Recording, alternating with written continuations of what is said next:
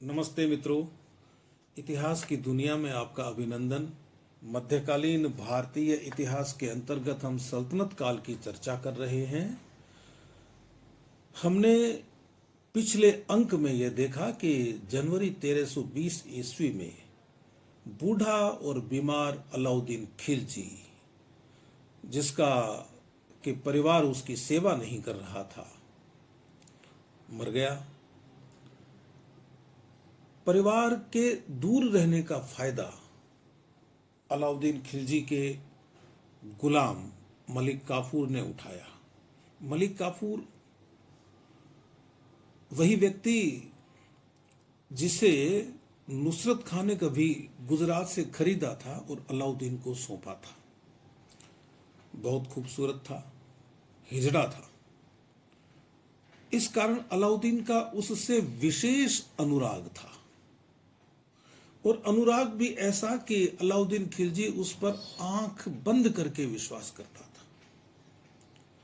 जब मलिक काफूर को यह पता चला कि अलाउद्दीन के परिवार के लोग उसके निकट नहीं आ रहे हैं, तो उसने अलाउद्दीन खिलजी के चारों तरफ अपने लोगों का एक घेरा बना लिया। कहते हैं कि वह अलाउद्दीन को थोड़ा थोड़ा जहर देने लगा। तो बूढ़ा था, बीमार था, और उसके बाद उसे जहर भी दिया जाने लगा तो वह मर गया। उसके मरते ही मलिक काफूर ने प्रमुख अमीरों की एक बैठक बुलाई और उसमें एक नकली उत्तराधिकार पत्र प्रस्तुत किया, जिसके अनुसार अलाउद्दीन खिलजी चाहता था कि उसके छोटे बेटे उमर खां को सुल्तान बनाया जाए। प्रमुख सरदारों के पास, प्रमुख अमीरों के पास मलिक काफूर के प्रस्ताव को मानने के अलावा कोई विकल्प नहीं था। सबको अपनी अपनी जान की पड़ी थी। तो उमर खां को शिहाबुद्दीन उमर के नाम से गद्दे पर बिठा दिया गया। मलिक काफूर उसका संरक्षक बन गया। मलिक काफूर ने अलाउद्दीन खिलजी की विधवा कमला देवी, जो उमर खां की मां थी, उससे शादी भी कर ली, जबकि वह हिजड़ा था। मलिक काफूर ने अलाउद्दीन खिलजी के पुत्रों को अंधा करवा दिया। इसी क्रम में अलाउद्दीन खिलजी के एक बेटे मुबारक को अंधा करने के लिए जब मलिक काफूर के आदमी गए तो मुबारक ने उन्हें अपनी तरफ कर लिया। नतीजा यह हुआ कि मलिक काफूर की हत्या कर दी गई। तो 35 दिनों तक मलिक काफूर ने शिहाबुद्दीन उमर की आड़ में शासन किया। उसके बाद 1316 से लेकर 1320 तक मुबारक खिलजी ने शासन किया, लेकिन वह बड़ा अयोग्य सुल्तान सिद्ध हुआ। जब वह सुल्तान बना था तो उसकी आयु ज्यादा नहीं थी, 17-18 साल का लड़का था। लेकिन उसने अलाउद्दीन खिलजी के बनाए हुए सारे नियमों को ढीला कर दिया। अमीरों को उसने खूब धन दिया, खूब उनको राजी रखा ताकि वे उसके पक्ष में बने रहें, और खुद इतना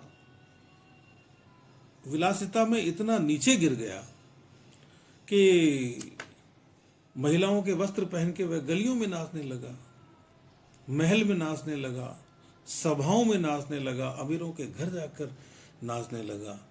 महल में वेश्याओं का आना जाना हो गया।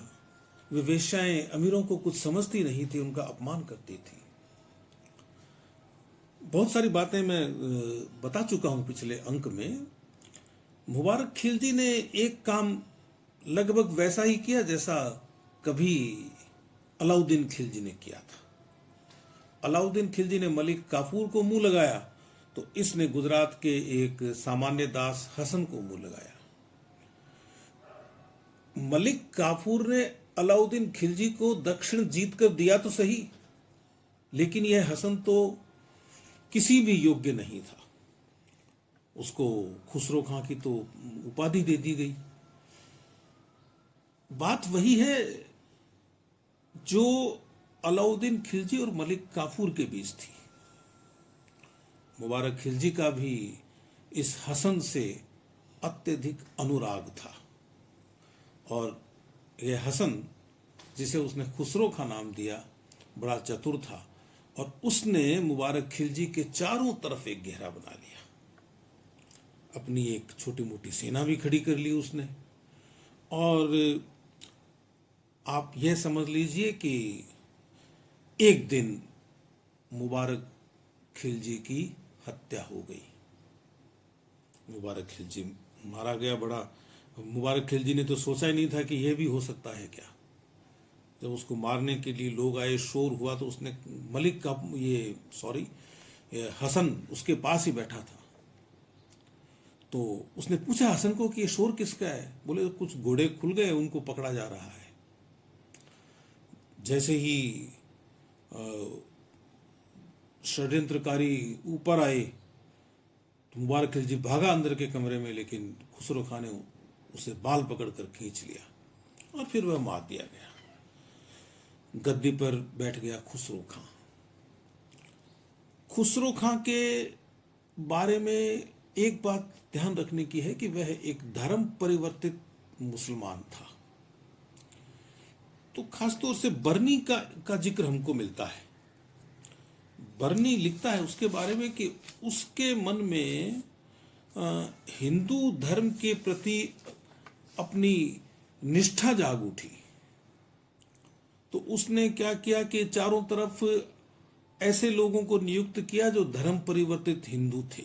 जहां जहां जगह मिली वहां वहां उसने उन लोगों को, मैं साधारण भाषा का इस्तेमाल करूं तो, फिट कर दिया वहां कि आप लोग ही अब ध्यान रखेंगे, क्योंकि आपके साथ का व्यक्ति सुल्तान बना है। फिर उसने ये भी किया, बताया कि भाई महल में उसने मंदिर बनवा दिए। जो मूर्तियां रखवाई, उन मूर्तियों को कुरान के ऊपर रखवाया गया, और कुछ और भी काम उसने किए। अब बर्नी के इस विवरण पर कितना विश्वास किया जाए, यह बड़ा महत्वपूर्ण प्रश्न है। क्योंकि वह जो समय था, उस समय में क्या ऐसा हो सकता था? चारों तरफ जो लोग थे वे सभी मुसलमान थे, लेकिन बर्नी के विवरण में कुछ सच्चाई तो हो ही सकती है। तो क्या हुआ कि उसके इन कामों से तुर्की अमीर बहुत नाराज हो गए कि ये क्या सुल्तान बना है, यह तो इस्लाम की सारी परंपराओं को ही नष्ट कर रहा है। यह तो किसी निम्न कुल में जन्मा हुआ व्यक्ति है जो सुल्तान के पद पर बैठने के योग्य नहीं है। तो क्या किया जाए? वही जो अब तक होता आया है सल्तनत में। खुसरो के खिलाफ षड्यंत्र किया गया, और इस षड्यंत्र का नेतृत्व करने वाला व्यक्ति था वह एक पुराना वफादार सेनापति था जिसका नाम था गाजी मलिक। गाजी मलिक दीपालपुर में नियुक्त था, और वह तो जलालुद्दीन खिलजी के समय भी अच्छी स्थिति में था, अलाउद्दीन खिलजी के समय भी अच्छी स्थिति में था, मुबारक खिलजी के समय भी वह दीपालपुर का व्यवस्थापक था, दीपालपुर संभालता था।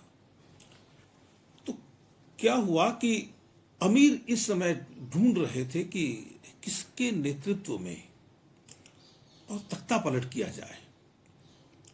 ये जो गाजी मलिक है, इसका एक बेटा था, उसका नाम था जूना खां, फखरुद्दीन जूना खां। वही फखरुद्दीन जूना खां जो आगे जाके मोहम्मद तुगलक बनेगा, जिसे हम मोहम्मद तुगलक कहते हैं। वह भागा भागा पिता के पास गया दीपालपुर।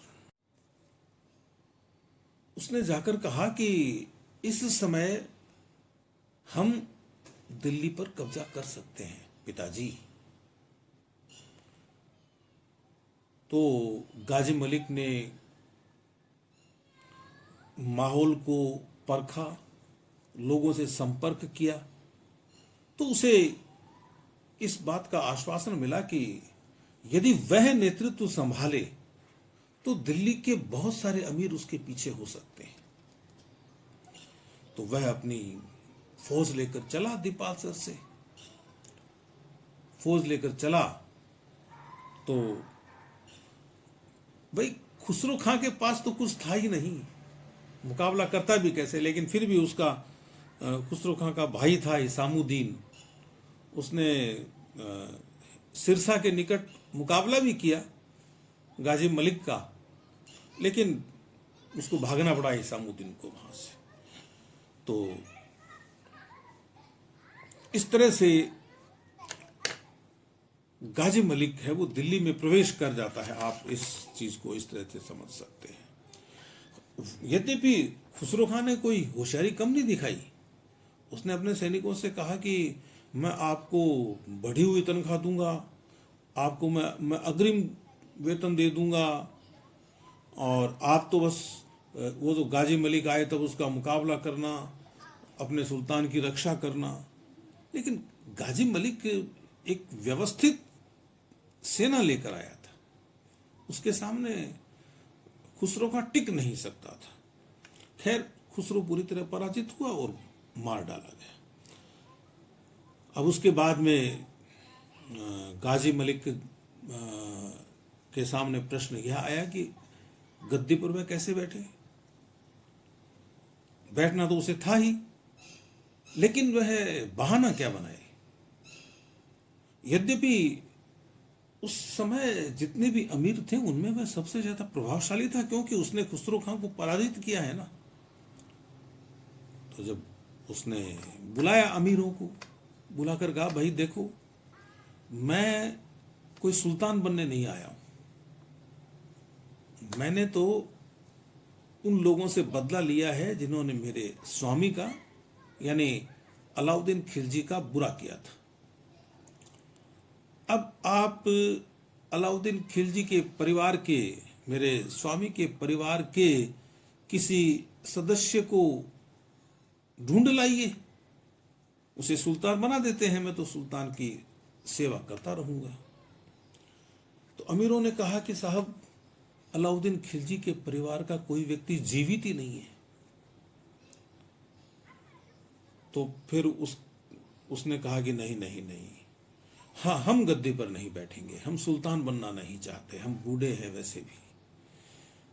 तो कहते हैं कि अमीरों ने कहा कि यदि आप गद्दी पर नहीं बैठेंगे तो हम आपके पुत्र फखरुद्दीन को गद्दी पर बिठाएंगे, लेकिन अब शासन आपके परिवार का ही होगा, आपके वंश का ही होगा।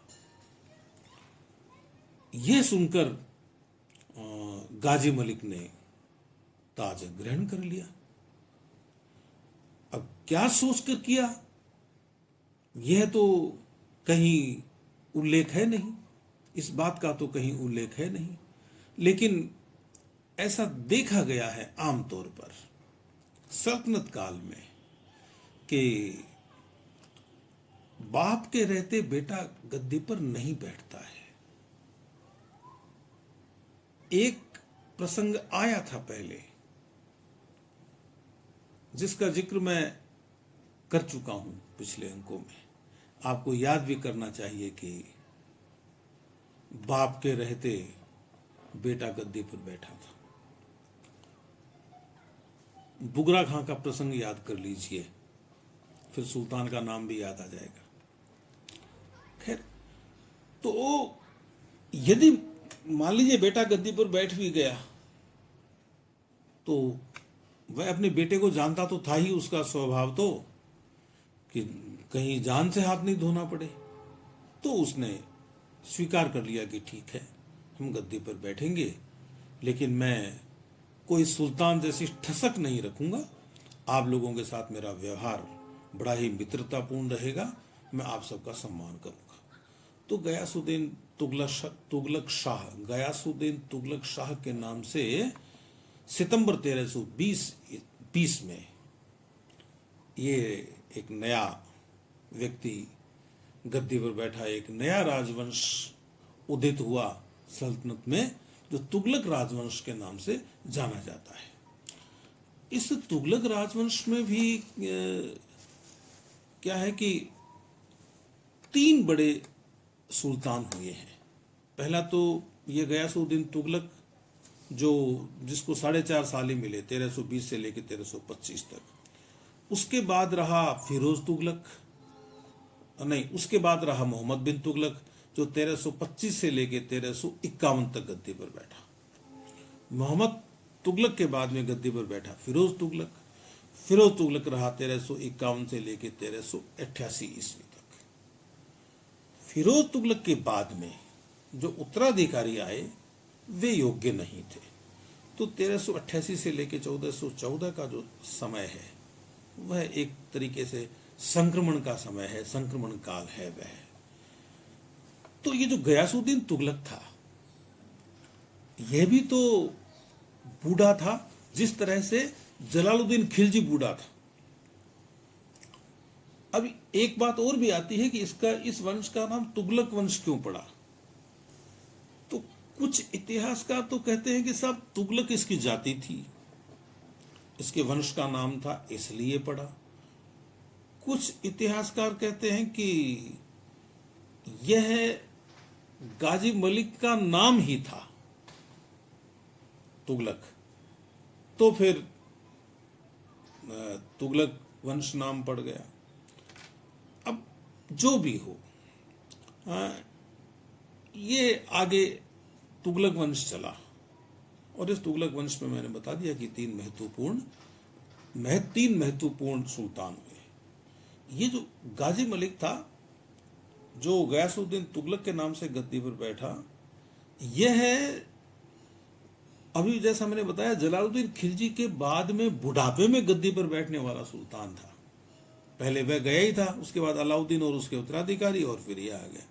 लेकिन दोनों के स्वभाव में बड़ा फर्क है। जलालुद्दीन खिलजी तो उत्साह से भरा हुआ व्यक्ति नहीं था, यद्यपि उसने लड़ाइयां भी लड़ी, उसने काम सारे किए, एक सुल्तान को जो करना चाहिए वह सब उसने किया, लेकिन वह उत्साही नहीं था।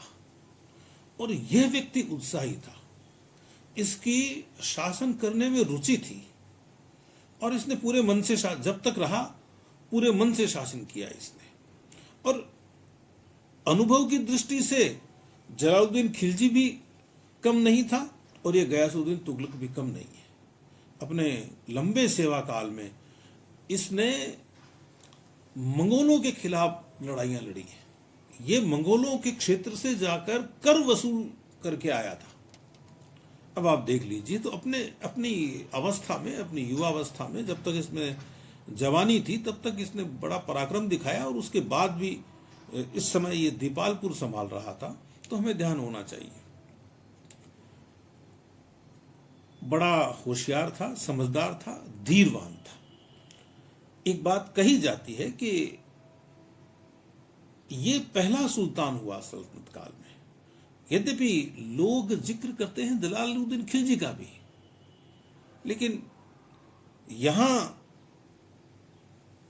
इस व्यक्ति को, यानी गयासुद्दीन तुगलक के संदर्भ में यह बात ज्यादा ठीक बैठती है, जो कि जलालुद्दीन खिलजी के संदर्भ में भी कही जाती है, कि अमीरों से पूछकर सुल्तान बनाया गया तो जलालुद्दीन खिलजी को भी था, लेकिन उस समय तो साफ दिख रहा था कि यही बनेगा, क्योंकि उसके पीछे पूरी एक टीम थी। और उसने कुछ अभिनय भी किया, बलबन के महल के सामने जाके घोड़े से उतर गया, बोले मैं इस महल में कैसे प्रवेश करूं, बलबन के आसन पर नहीं बैठा, रोने लगा, बोले मेरा स्वामी यहां बैठता था। उदारता का वह अनावश्यक प्रदर्शन करता था, कभी ठगों को छोड़ दिया, कभी षड्यंत्रकारियों को छोड़ दिया, इसके बाद ये गुंजाइश नहीं थी। तो फर्क यह है कि इसने अमीरों से पूछा है कि भाई कोई अलाउद्दीन खिलजी के परिवार का व्यक्ति जिंदा हो तो ले आओ, उसको अपन गद्दी पर बिठा देंगे। तो अमीरों ने कहा कि नहीं नहीं, आपको ही बैठना है। तो आग्रह तो जलालुद्दीन खिलजी से भी किया अमीरों ने, और आग्रह है गयासुद्दीन तुगलक से भी किया अमीरों ने।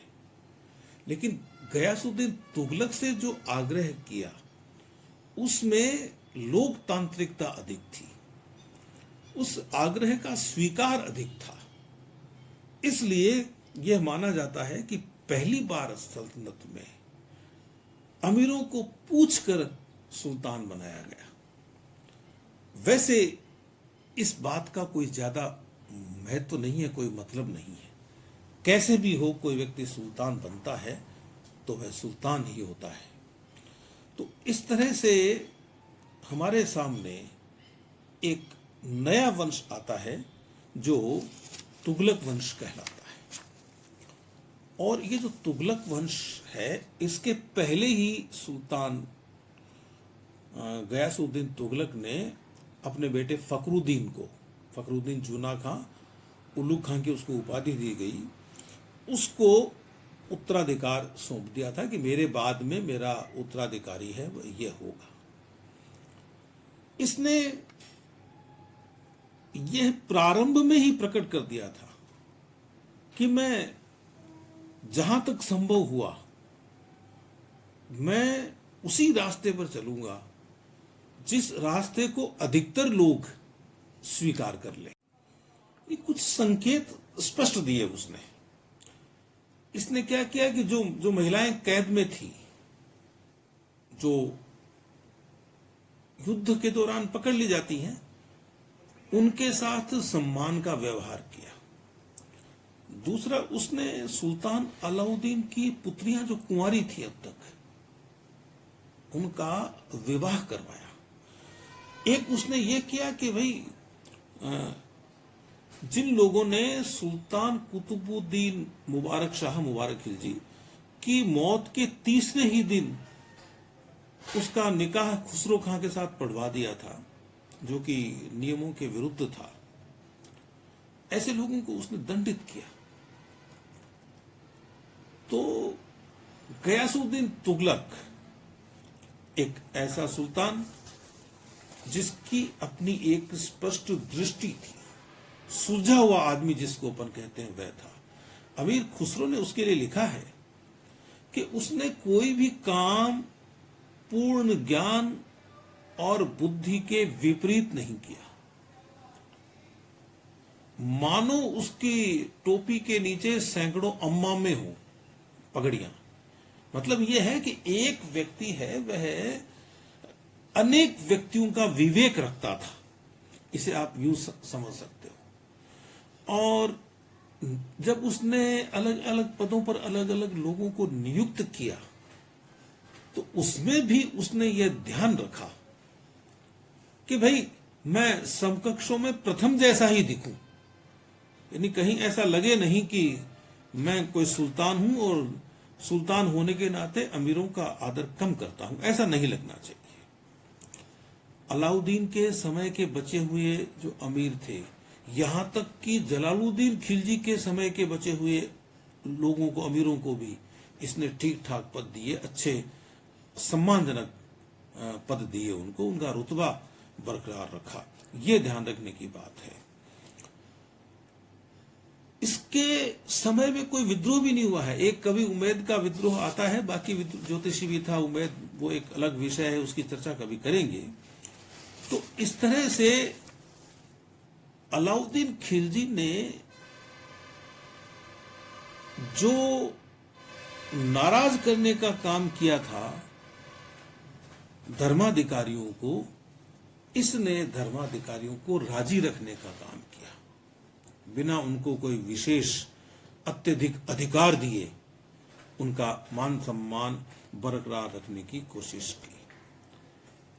एक प्रसंग है, वह हमें जरूर ध्यान में रखना चाहिए इसके समय का, वह है निजामुद्दीन औलिया के साथ इसका विवाद। एक बात तो यह है कि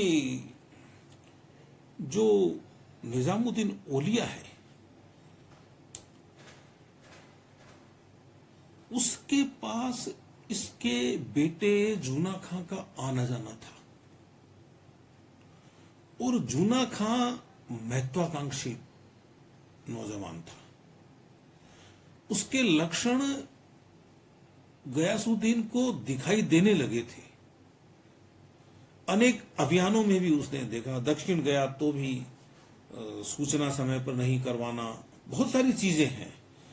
लेकिन हमें यह देखना है कि जो ये निजामुद्दीन औलिया है, इसके बारे में भी कई तरह की बातें सुनने को मिलती है। कई इतिहासकार तो ये कहते हैं कि साहब ये तो अपनी खानकाह में रहता था, अपना काम करता था, इसके पास जो दान पुण्य आता था वह एक हाथ से तो इसको मिलता था, दूसरे हाथ से वह लुटा देता था। खूब लोग आते थे, खूब लोग जाते थे, खूब खाते थे, पीते थे, रहते थे। अब जब सभी के लिए उसने अपनी खानकाह खोल रखी है तो वहां कोई भी जाएगा, सुल्तान भी जा सकता है और वे लोग भी वहां जा सकते हैं जो सुल्तान से संतुष्ट नहीं है, और वहां जाकर वे सुल्तान के खिलाफ चर्चा भी कर सकते हैं, षड्यंत्र भी कर सकते हैं। पहले भी इस तरह के प्रसंग आ चुके हैं।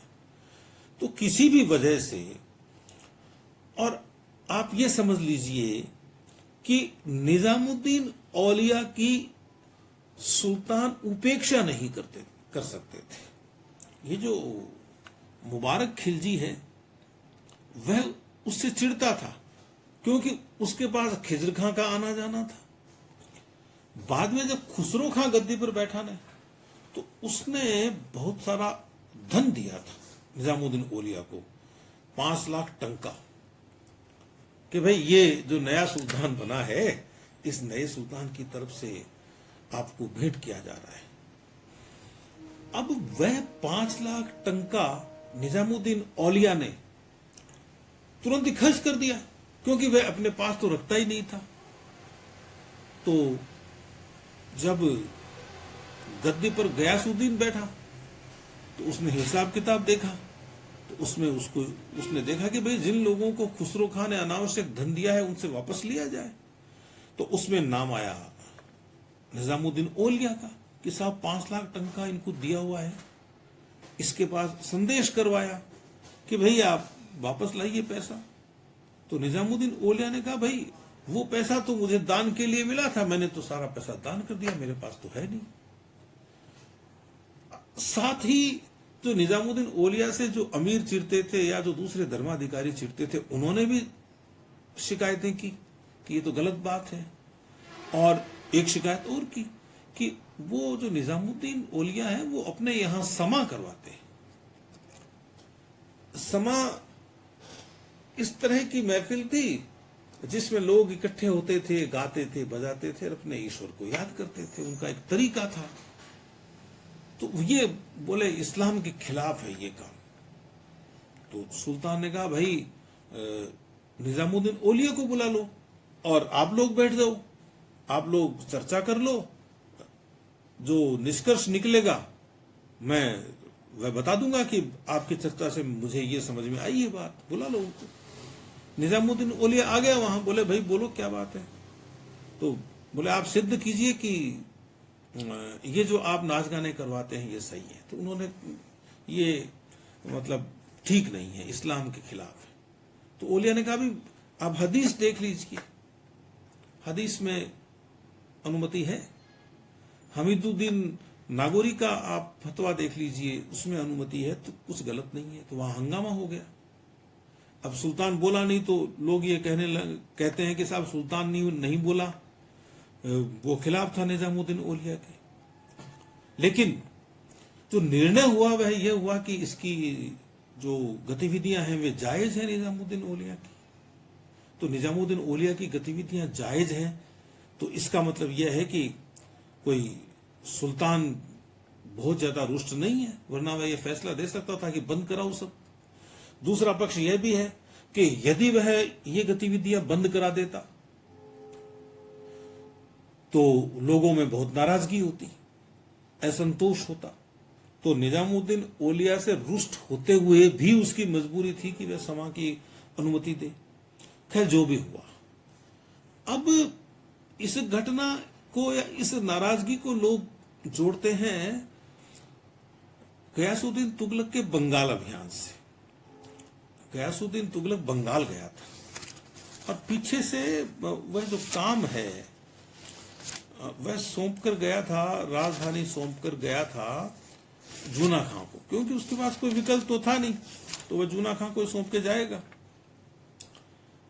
वहां खबर यह मिली सुल्तान को कि जूना खां निजामुद्दीन औलिया के यहां बहुत ज्यादा जा रहा है और ये संकेत शुभ नहीं है।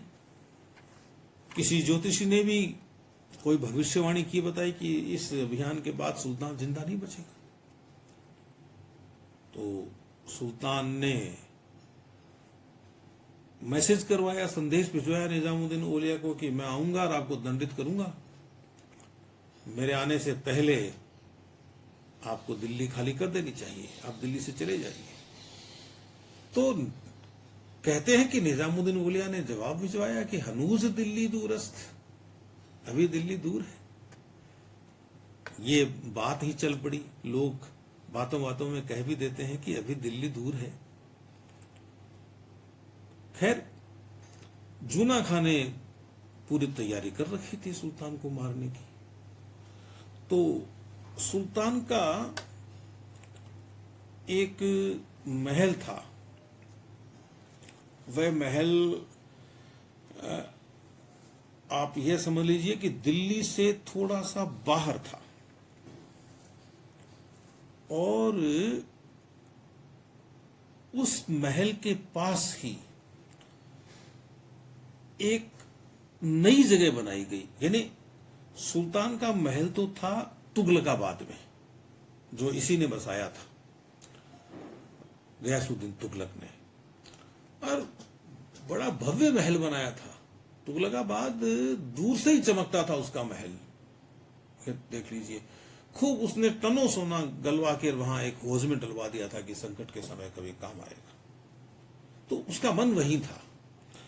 तो जूना खां ने सुल्तान को मैसेज करवाया कि भाई आपके दिल्ली में प्रवेश का या आपके तुगलकाबाद में प्रवेश का मुहूर्त है, एक विशेष मुहूर्त है, आप उसी में प्रवेश कीजिए। तो अपने पिता के स्वागत के लिए उसने तुगलकाबाद के पास ही अफगानपुर में एक महल बनवाया, लकड़ी का महल। बोले आप यहां विश्राम कीजिए और जब उपयुक्त मुहूर्त होगा तब आप राजधानी में प्रवेश कर जाइए अपनी में।